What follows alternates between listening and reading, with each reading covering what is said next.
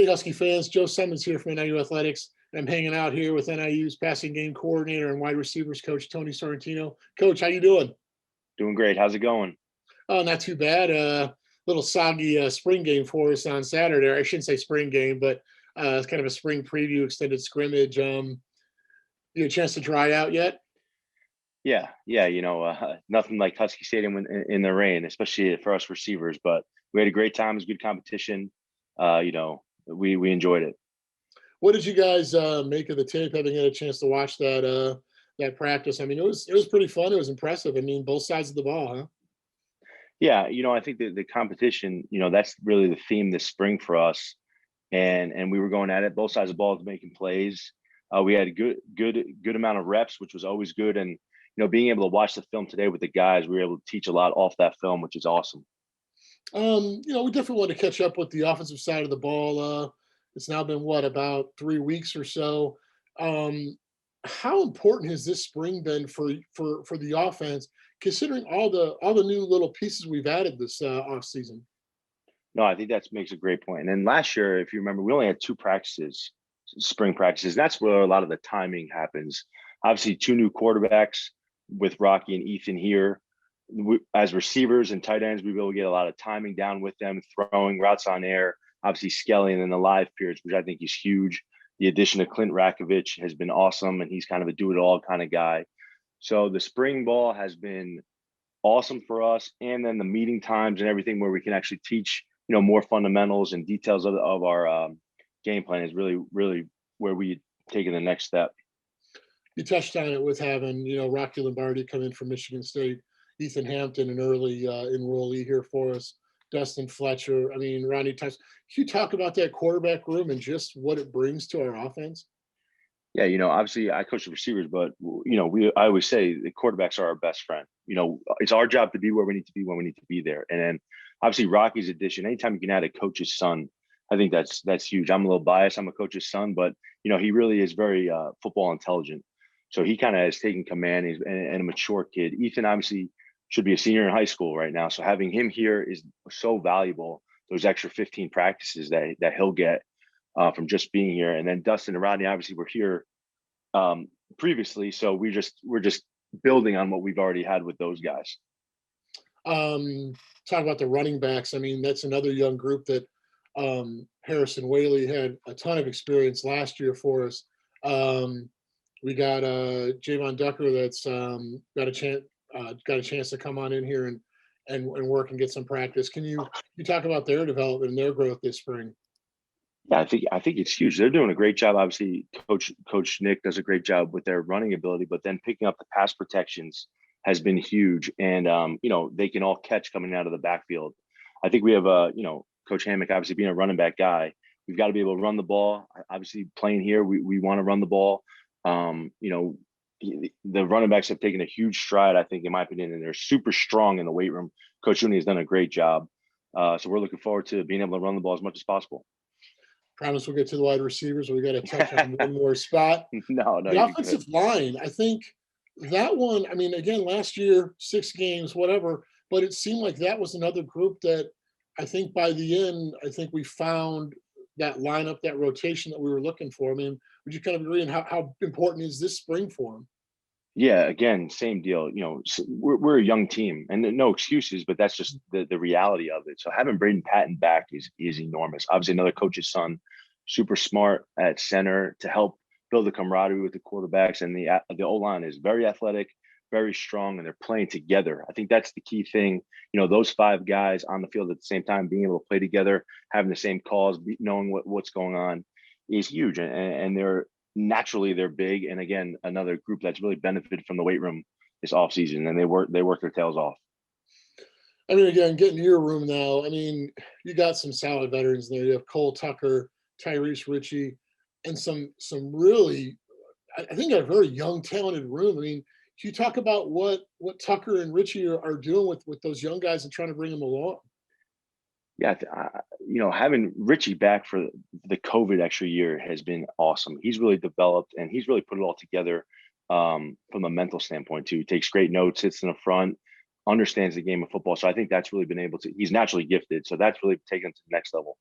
Cole is steady and solid. Can really trust him in knowing what to do. He's been with me for 3 years. This is going on number 3 years, so we have a great relationship there. And then the young guys that have really stepped up. Again, they only had 2 practices last year. That group of Muhammad, Torre, Fabian McCray, Messiah Travis, 2 practices spring ball only. So they've been able to really accelerate their game. And then you had Trayvon Rudolph, Billy Dozier, Keon Battle, and Jeremiah Howard, who are true freshmen. Those 6 games in the fall, and now spring ball, we've really magnified it. It's been awesome, and it's a competitive group, so they've been able to bring out their best. Tyrese, obviously, I know it's a small sample size from last year, but it was a breakout year for him. I mean, he racked up yards, catches Right. left and right. What have you seen him work on the most in this spring? I think his releases, like I said, he is naturally gifted, so he's really been able to put all his releases put together. Because if teams want to press us, we have to be able to win at the line of scrimmage. It's hard to press him because he is so strong and so quick, but he's really worked a great amount of changing up different releases and getting to where he needs to be. He's got strong hands, but the thing that he's the best at, in my opinion, is when the ball is in his hands. He can make guys miss. He can run through guys' tackles. So he's been everything we wanted and more. And he's getting better and better every day he's on the field. I mean, Rudolph also. I mean, he jumped on the scene last year and was impressive. And you touched on those younger kids. How important is this spring for Torrey, Travis, McCray, Rudolph? I mean, I heard Keenan is doing really well in this spring also. I mean, Right. what is it about this spring that I think is really gonna you see these guys working at? I think the confidence is huge. These guys are gaining confidence, not only in the offense, but in themselves. They've gotten all stronger, faster. And I always say all the time, it's hard to play for me in a route running sense. So I'm strict in what I want, but these guys have been with me, so there's nobody new. So we kind of hit the ground running. I trust them, they trust me, so we have a great relationship in that matter. But I do think the competition, we're going against great DBs every day, so we're getting better there. And then we compete in everything we do in the room.